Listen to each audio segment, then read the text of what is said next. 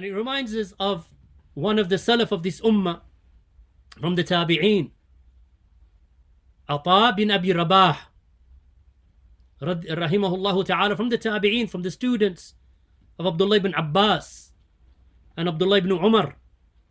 And he was a black man. And he was born as a slave. And then he was freed. And it is said that his appearance was unsightly. Ibn Sa'ad said about him, as collected by Imam al-Dhahabi in Siyar, that he said that he was a freed slave of Bani Fihr.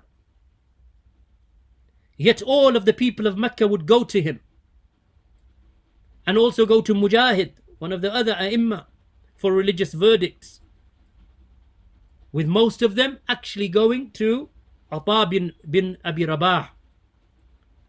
And the scholars that they described Ataa bin Abi Rabah in his form, they said that he was a black man who had one eye. He was one-eyed, and he was black, and he was snub-nosed, nose like a bean, and he was crippled. That's how they described him. But in reality, Allah subhanahu wa ta'ala raises the people. Remember, he is in Mecca, a freed slave, black. So what is in the minds of those people who look at forms and look at ajsam and look at the bodies of people? They want to know that the one that they're taking knowledge from, or that they are accompanying rather, and that they want to be around, that his body is sound, that he doesn't have any blemishes. Here we have a man that they used to say about him in his appearance that he was crippled, and he was blind in one eye, and he was unsightly. So his mother said to him, when he was still a young man, a young boy, he said, "Come here, my son, Ataa, and listen to me.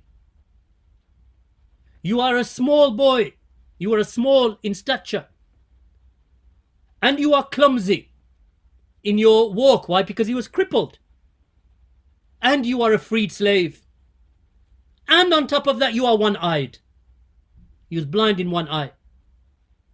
"So I tell you, my son, go out and seek knowledge."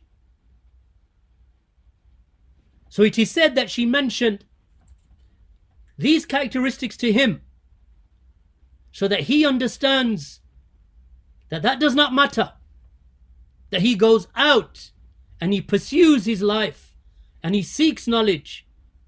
When he heard these words from his mother, it toughened his heart, gave him resolve in his heart.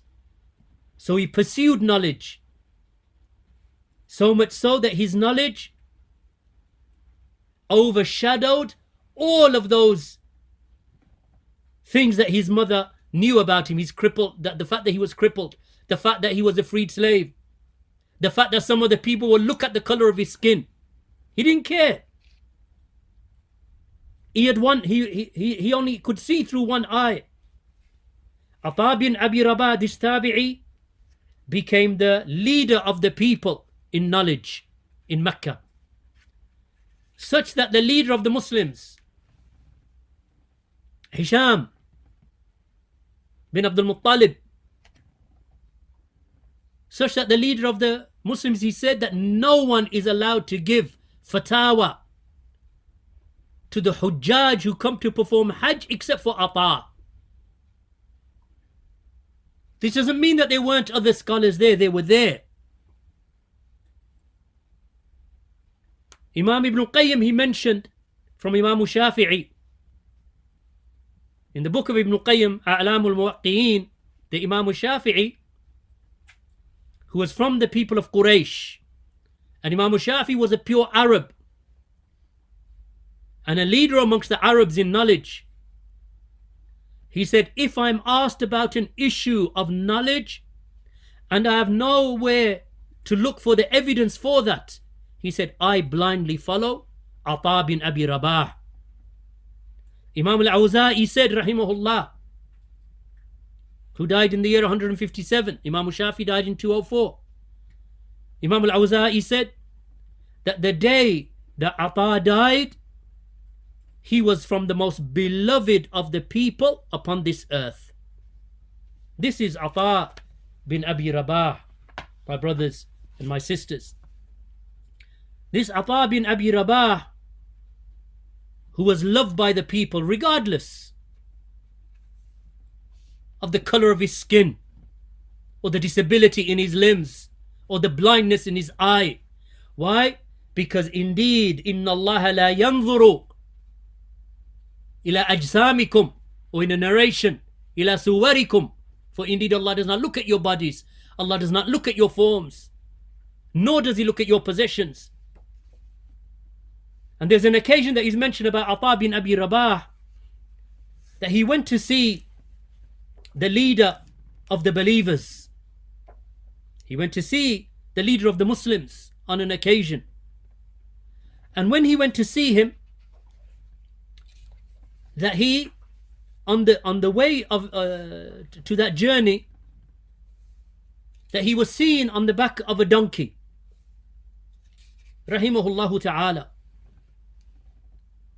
And this is mentioned by Sa'id bin Mansur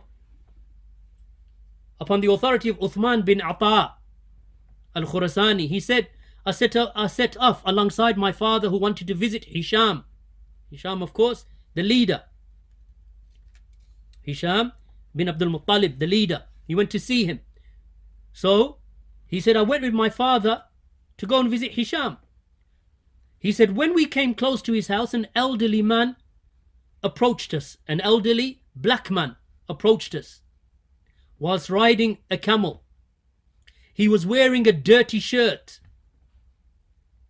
and a dirty garment, a thobe, and he had a dusty cap fixed to his head, and the stirrup of his sandal was made from wood.